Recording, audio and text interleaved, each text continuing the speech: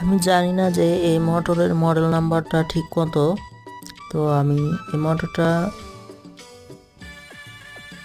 5 ভোল্টে চালানোর জন্য কিনেছিলাম।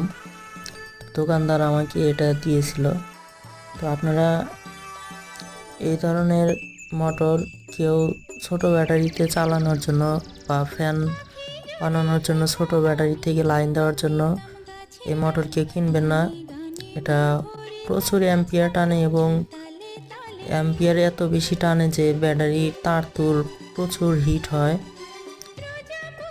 তো আপনারা এই ধরনের মোটর কেউ কিনবেন না।